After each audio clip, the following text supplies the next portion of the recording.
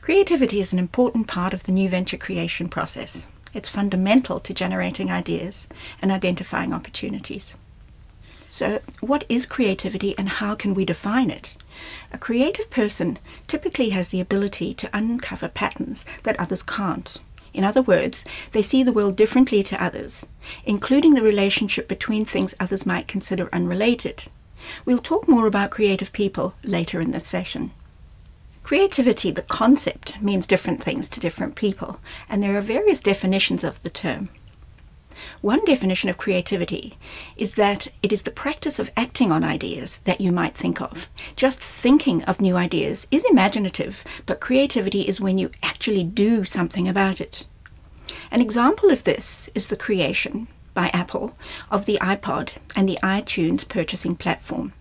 The iPod could have been just the next step in smaller and more portable personal music devices, following on from the tape players and CD players used up until that point.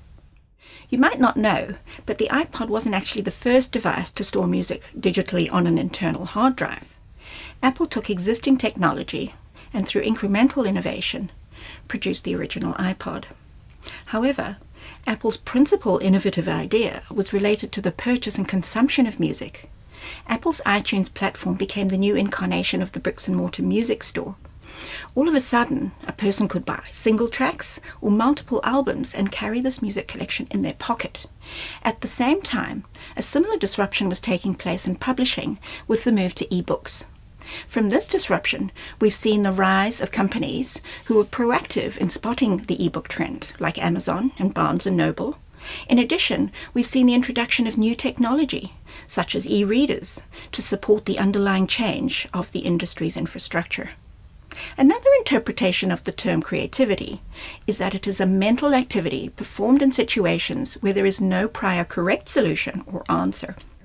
It is in those types of situations where one might think creatively, or out of the box, so to speak, to come up with new solutions. This definition is particularly relevant for problem solving within a business. We will discuss common techniques and activities to engage in creative activity in later videos.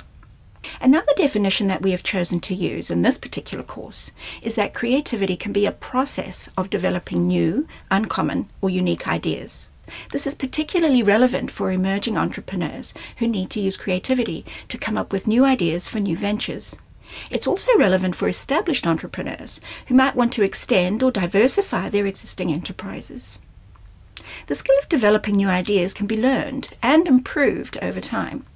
Creative thinking and ideation techniques like brainstorming, starbursting, and mind mapping enable the development of new ideas to take place. We will touch on these kinds of techniques in a later video.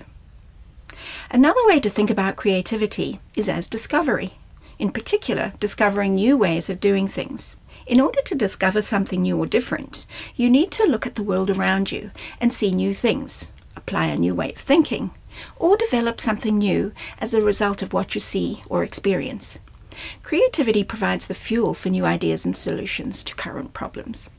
Creativity can be used in many areas of problem solving, particularly when you need to think innovatively, to change the direction of a product or service, or consider a new strategy to develop an idea for a new business and get your product out to the market. It is this concept of providing new solutions to current or future problems that is key to creativity and entrepreneurship. If imagination is coming up with an idea, and creativity is acting on that idea, or matching it to a particular problem, entrepreneurs consider the resources available to help them solve those problems. If we take the example of a nascent entrepreneur who wants to build a prototype of their product to test on the market, they will need to carefully consider the resources available to complete those tasks. It may be that the creative part of this particular process is the approach to sourcing suppliers or resources, or even the way the prototype is distributed to the market.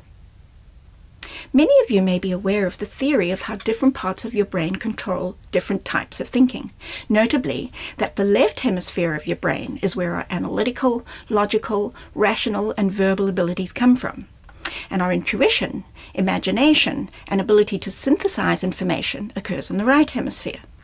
It could be easy to think that in order to be creative, you must engage only your right hemisphere.